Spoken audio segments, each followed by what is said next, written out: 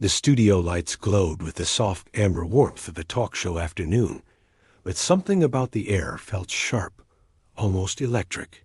The audience, a mosaic of eager smiles and murmured chatter, quieted as the stage manager gave the signal. The cameras rolled. Kristen Stewart appeared from behind the curtain. She moved with a deliberate grace, her black blazer falling loose over a plain white tee, jeans cuffed just above worn leather boots.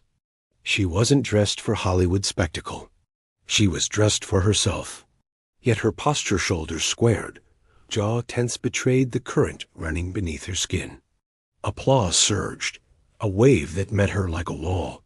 She smiled faintly, but the corners of her mouth didn't quite commit. Something in her eyes, quick, restless, unreadable, hinted that this was not going to be an ordinary exchange. Kelly Clarkson, perched on her sofa across the stage, radiated her signature warmth, though even that warmth had edges. Her hands folded neatly over her lap, her eyes scanning Kristen as though reading a page before speaking it aloud. Kristen Stewart. Kelly's voice rang clear, bright, inviting. "It's so good to have you here."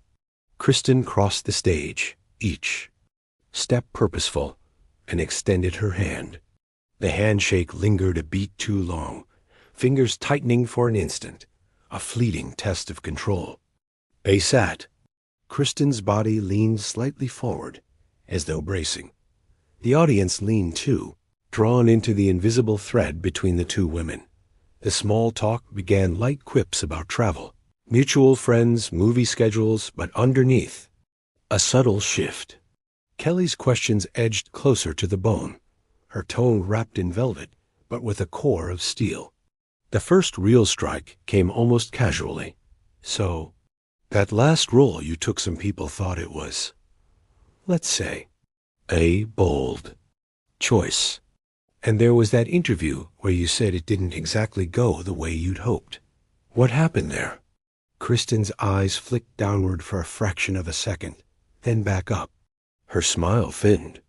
"What happened?" she repeated, the words like pebbles in her mouth. I said what I wanted to say at the time."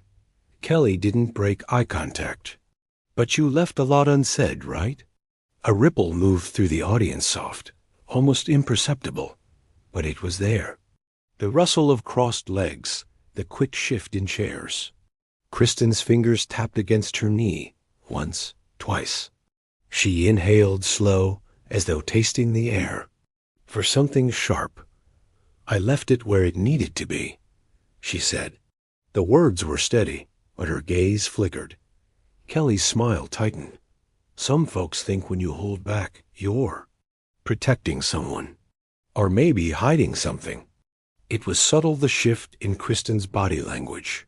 Her back straightened, shoulders squaring. A faint flush crept into her cheeks. The applause light stayed dark.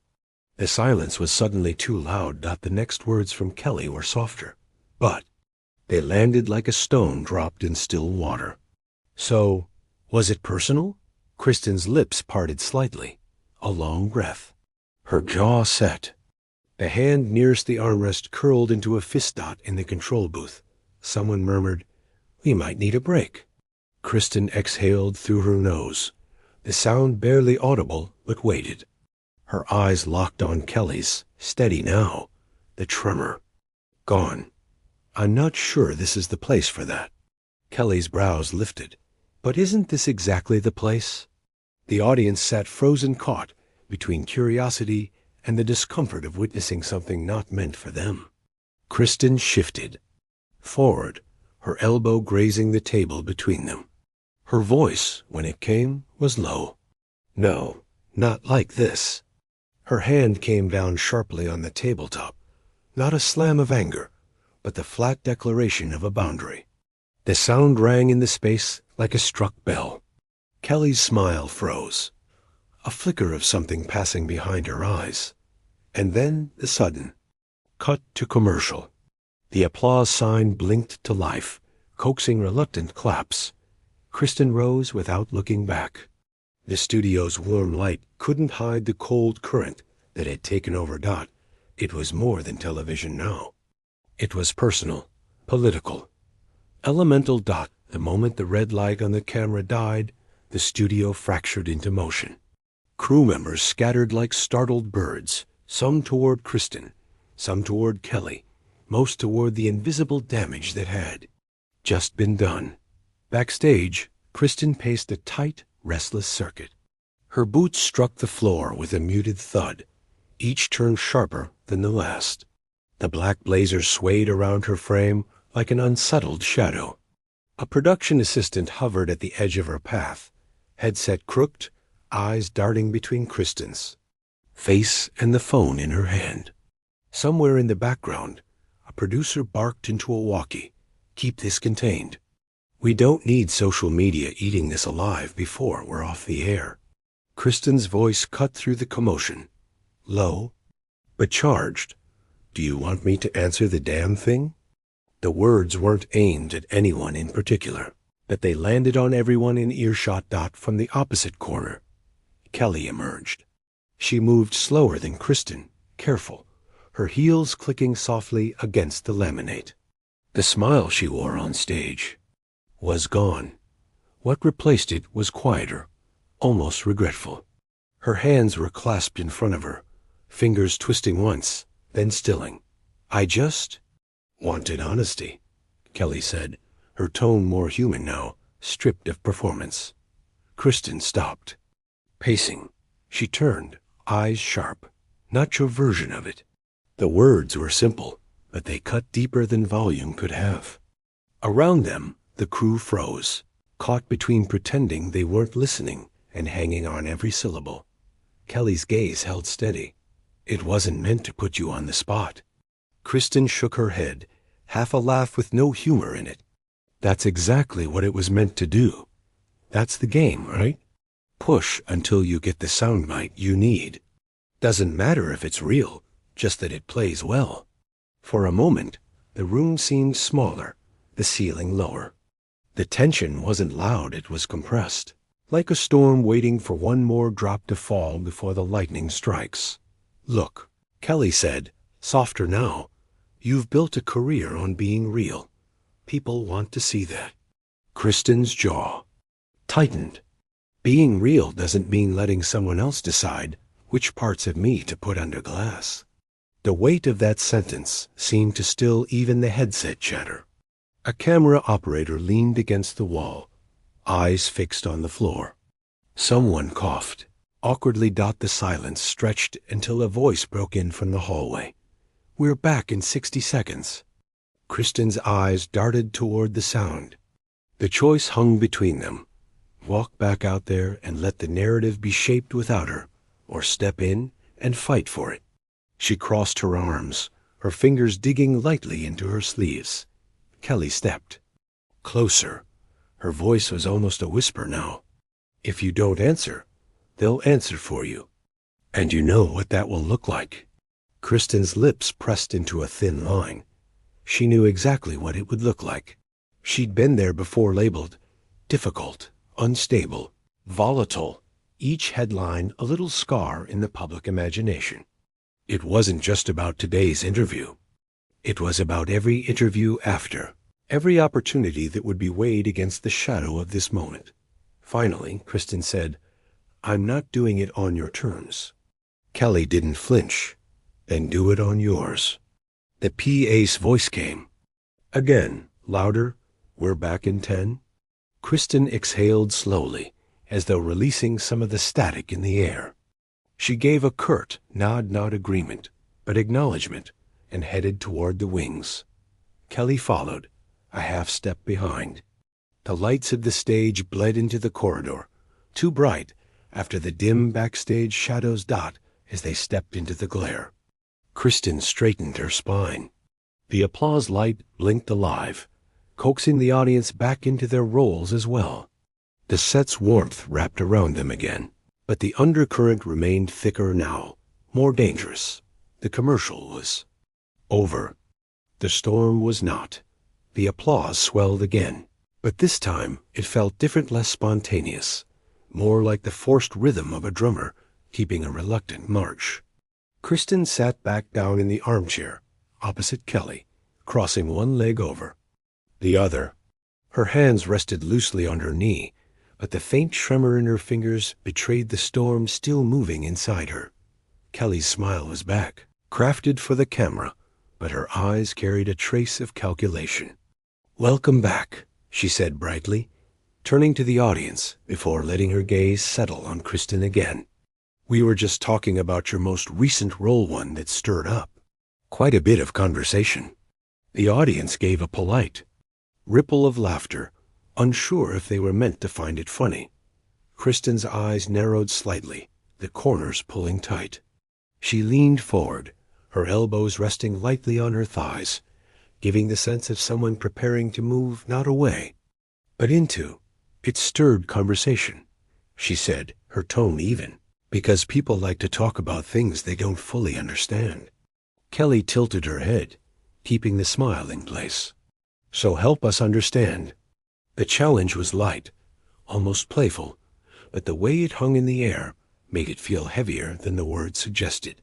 A camera swept in for a close-up Kristen's jawline taut, her gaze fixed, the set lights catching the edge of her cheekbone. Kristen let the silence hold for just a fraction too long before answering. "Some things don't fit neatly into a 10-minute segment." Kelly's lips curved in a sympathetic smile, but she pressed. "And yet, you've always been someone who speaks their mind. People admire you for that. Why stop now?" From the audience, there was the faint creak of a seat as someone shifted forward. The air was so still that the hum of the stage lights became audible.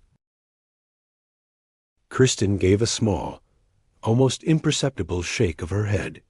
Speaking your mind doesn't mean handing it over to be chopped up and fed back as entertainment. A murmur fluttered through the front rows, half approval, half unease. Kelly kept her gaze steady, but the flicker in her eyes was a mix of curiosity and something harder to place in the control room. A producer's voice buzzed through the headset. "Stay on this rating spike." Kelly nodded almost imperceptibly before continuing. "But don't you think audiences want the truth? Don't you think they deserve it?" Kristen's gaze sharpened. "Deserve it?" She paused, letting the word hang, tasting it. "Truth isn't some party favor you toss out to whoever asks loud enough. It's not public property." The applause sign flickered, but few clapped. This was no longer about entertainment. The tension was thick enough to see, a shimmering heat between them. Kelly leaned back slightly, adjusting her posture. But as someone in the public eye, Kristen cut in, her voice still calm, but threaded with steel. "Being in the public eye doesn't make me the public's possession." The audience reacted not with applause, but with that electric quiet that comes when something real has been said. In living rooms across the country, viewers leaned closer to their screens. Kelly hesitated for a beat, then shifted her strategy. "Okay, but if you had to sum up just for the people watching, what's the real story?" Kristen's eyes didn't leave hers. "The real story is that some stories aren't yours to take." Another silence, and this one Kelly didn't try to fill right away. She glanced toward the audience, then back, weighing whether to press further or let it go. Somewhere in the wings, a stagehand made a slicing motion across his neck. "Wrap it up." Kelly's voice softened. "I hear you." Kristen leaned back in her chair, uncrossing her legs, the smallest hint of relief flickering across her face. But her hands stayed still on her lap, fingers pressed together, a quiet, held line. The host turned to camera too, her tone slipping back into practiced smoothness. "We'll be right back after this." The cut to commercial felt like an exhale no one wanted to take, but everyone needed. The studio dimmed for the next commercial break, but Kristen barely noticed the shifting lights. She sat in her chair, motionless except for the slow rhythm of her breath. Outwardly, she was composed. Inside, the floorboards of her mind were creaking under the weight of memories. She had been here before, not in this studio, not with these faces, but in the same architecture of spectacle. A hotel conference room in 2012, a late-night set in New York in 2016, a press junket in Toronto where she'd smiled so tightly she thought her teeth might crack. The questions had always come in layers. Start light, make them comfortable, and then dig until they hit something raw. And when they did, it wasn't her story anymore. It became theirs. In the quiet shadow of the set, she let herself drift back to one moment in particular of film. Festival panel where an interviewer asked if her off-camera awkwardness was an act. She had laughed it off then, eyes darting to the floor, but later she'd read the headlines. Kristen Stewart admits to playing the misfit, a fabrication that felt truer to the public than her own denial. Her knuckles pressed together in her lap now, a physical anchor in the present.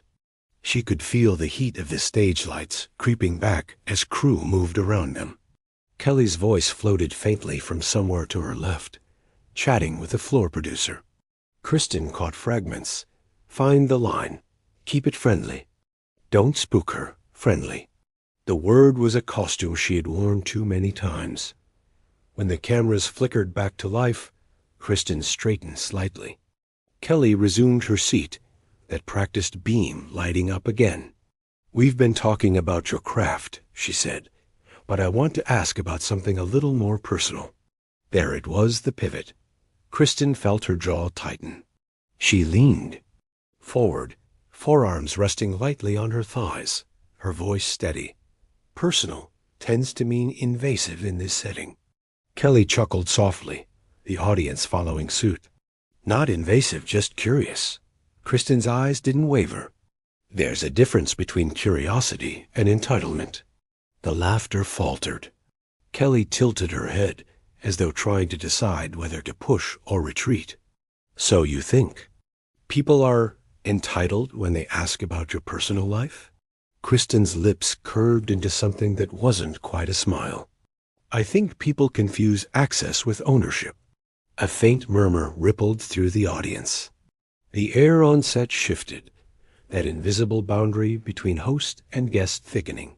Kelly adjusted the stack of blue cards in her hand, buying herself a moment. But you've shared so much in past interviews, Kelly said carefully. Moments fans have connected with, stories that have inspired them. Kristen nodded. On my terms. And when those terms aren't respected, I stop. It wasn't loud, but the firmness in her voice landed with the weight of a gavel. Somewhere off camera, a producer's voice hissed through a headset. We're losing her. Bring it back. Kelly's next smile was gentler, though it didn't quite reach her eyes. I think a lot of people just want to understand you. Kristen's gaze softened, just for a heartbeat. And I think they should understand that they don't have a right to everything. For a moment, the space between them was still not hostile, not entirely warm, but a rare equilibrium. Then Kelly nodded slowly. Fair enough. The applause light blinked again, and this time the audience clapped, hesitant at first, then louder, as if unsure whether they were endorsing the sentiment or the relief of tension easing. Kristen leaned back, exhaling through her nose. The stage felt less like a cage now, more like a proving ground. But she knew it wouldn't last. Another segment meant another line of questioning. And if history had taught her anything, it was that the quiet between storms was rarely quiet. For long. The third commercial break came with a chill that seemed to cut through the studio's warm, staged glow. Kristen stayed in her seat this time, her gaze fixed on a point just above the audience's heads. She knew better than to check her phone during a taping, but the thought gnawed at her. The moment between her and Kelly Sharp, unvarnished, was already airborne. Somewhere beyond these walls, it was spreading. In the control booth, a social media monitor flickered to life. Tweets were pouring in, some reverent, some ruthless. She's so real flashed beside. What's her problem? The hashtag Kristen Storms Off had already been born. A newborn beast learning to run. Kelly leaned in slightly, voice low enough for Kristen but not the microphones. They're already talking. Kristen didn't look at her. They always talk. Kelly hesitated, studying her. You know you could turn this around before it leaves here. Kristen's laugh was small, humorless. You think I can control it? Once it's out there, it belongs to them. The floor manager called for places. A producer slipped Kelly a fresh cue card with a single scrawled note, softened tone give. Her and out. Kelly slid it to the bottom of the stack without looking. The cameras rolled again. Kelly faced the audience with her signature warmth, but her tone was measured now. We've been having a spirited conversation with Kristen Stewart, she began, the faintest glint of self-awareness in her eyes. Kristen smirked at the phrasing, but didn't interrupt. Kelly continued. You've been open about your relationship with the press. I wonder what's the hardest part about being misunderstood. The question landed softer than the ones before, but its hook was still sharp. Kristen uncrossed her legs, leaning into the space between them.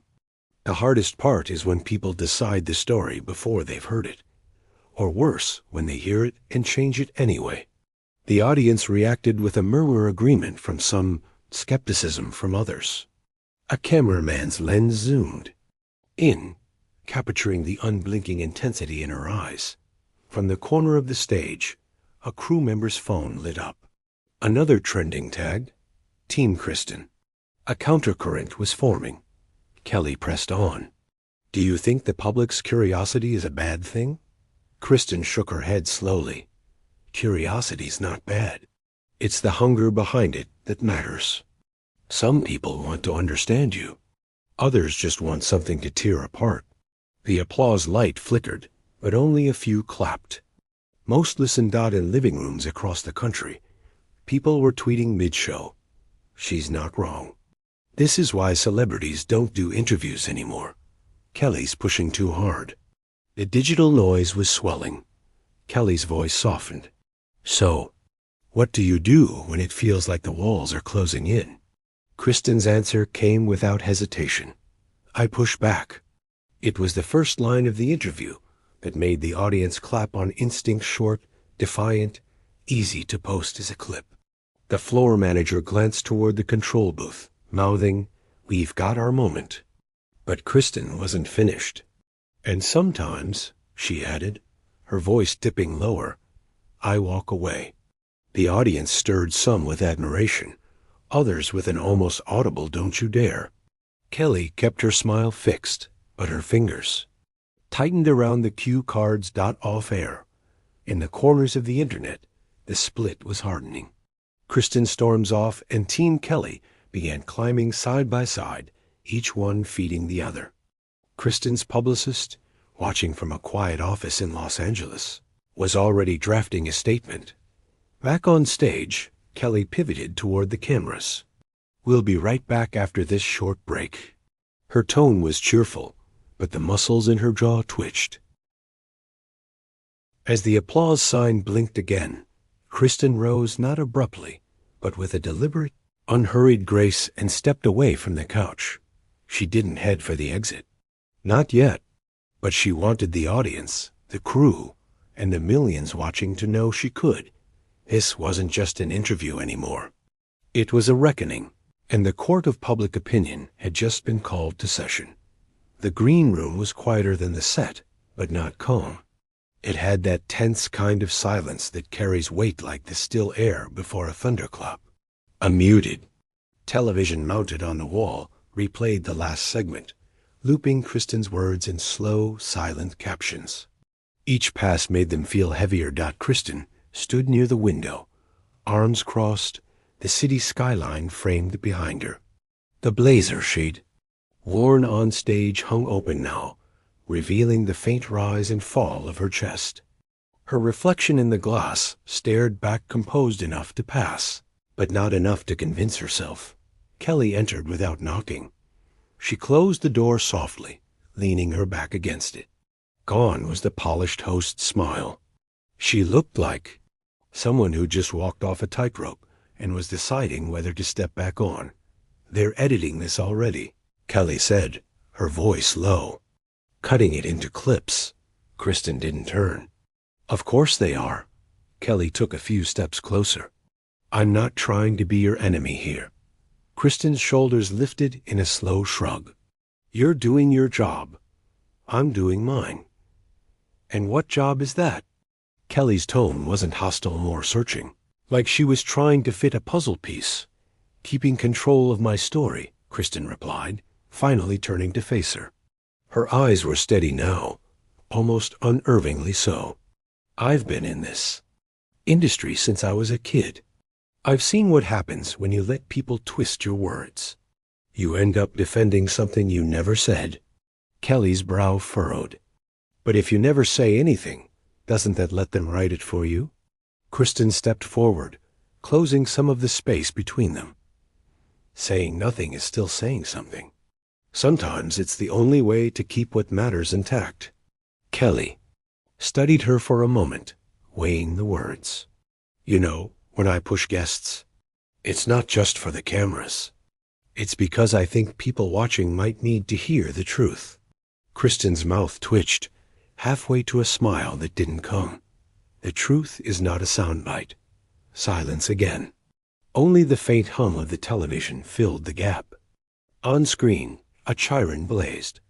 Kristen Stewart claps back on live TV. The clip looped.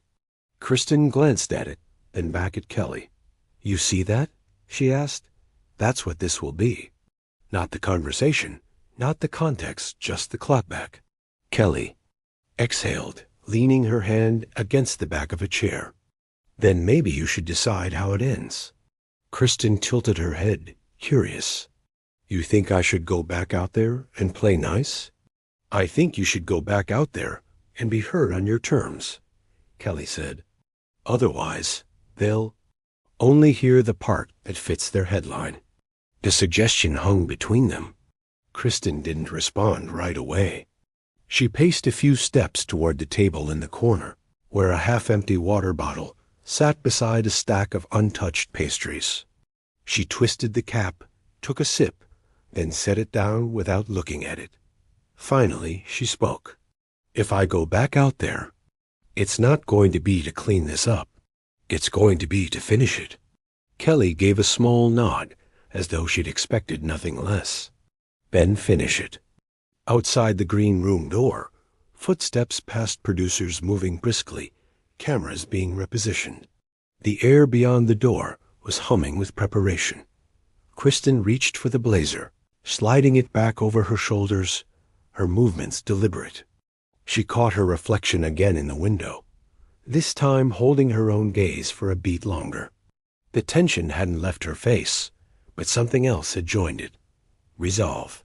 Kelly straightened, pulling herself back into the posture of a host.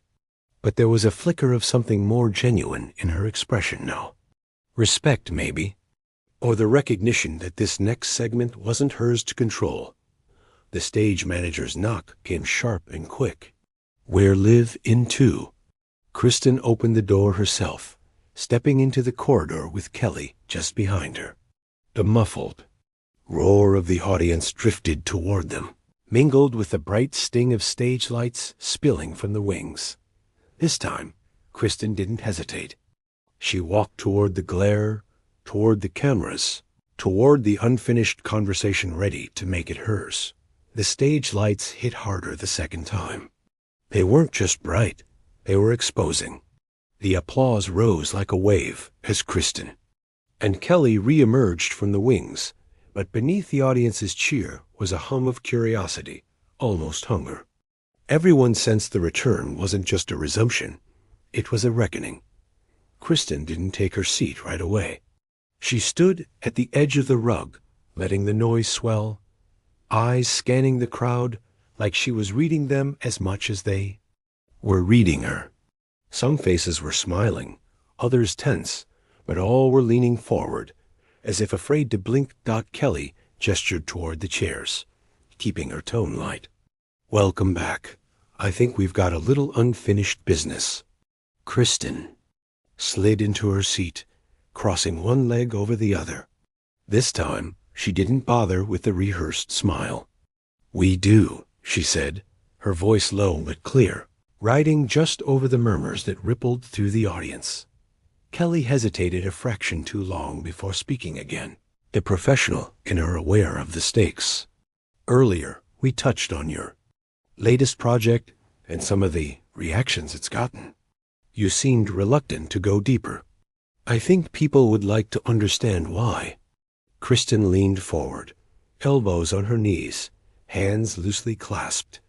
It's not reluctance. It's choosing the right moment. And maybe this is it. The room stilled. She didn't look at Kelly. As she spoke, her gaze was fixed on the audience, her voice carrying with a deliberate rhythm.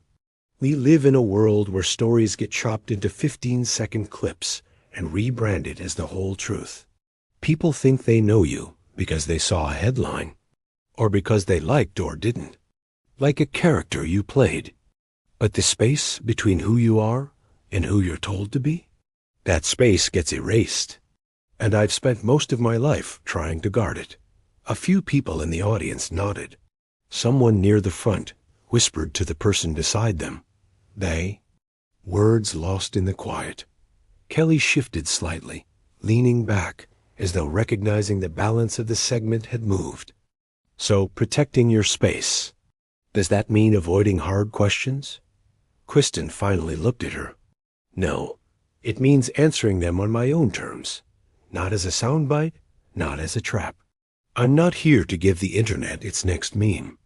I'm here to talk about work that matters to me, and to the people who've lived the kind of stories I'm telling. Kelly's hand rested on her cue cards, but she didn't glance down. Then tell me, what's the work about? Kristen exhaled, slow but steady. It's about people pushed to the margins. About power, who gets it, who doesn't, and what it costs to fight for it. And yeah, it's about politics, whether or not you call it that. But the thing is, it's not just a movie. It's real for a lot of people. And treating it like tabloid fodder? That's the real insult. The audience gave a small round of applause, hesitant at first, then stronger. As if people were giving themselves permission to agree. Kelly let the moment hang before speaking. You know, that's the kind of clarity most people never get to hear from you. I think they'll appreciate it. Kristen's lips curved into the faintest half-smile. Maybe. Or maybe they'll just find a way to twist it anyway. But at least this time, they'll have to twist the truth, not the silence. The applause returned, warmer now, carrying an undercurrent of respect. Kelly turned slightly toward the cameras. We'll be right back. The music swelled, and the stage lights dimmed for the break. But even as the cameras cut away, the air between Kristen and Kelly still crackled, not with animosity now, but with something more complicated. Mutual recognition.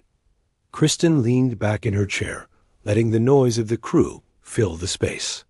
She'd said what she came to say. Whether the world listened, well, that was never something she could control. But for the first time that day, it didn't matter.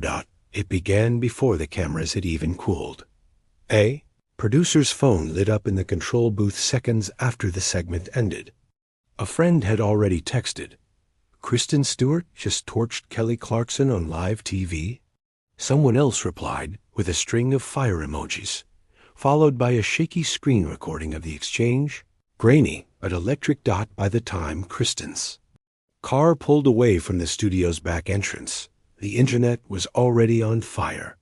Twitter's trending bar bled red with hashtags.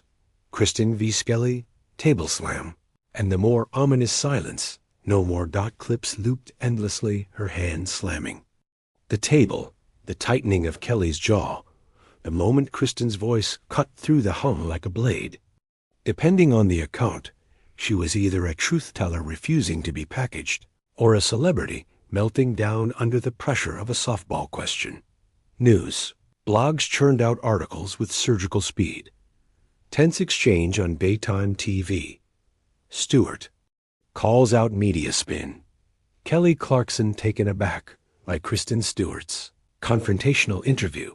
Was Kristen Stewart right to walk off mid-show? Each outlet spun its own version of events. The entertainment sites leaned into drama, painting it as a catfight. Political bloggers saw something else entirely, a woman refusing to let her voice be reduced, reclaiming the narrative in real time. On Instagram, celebrities and activists began weighing in. One post from an indie filmmaker read, "What Kristen did wasn't just about an interview.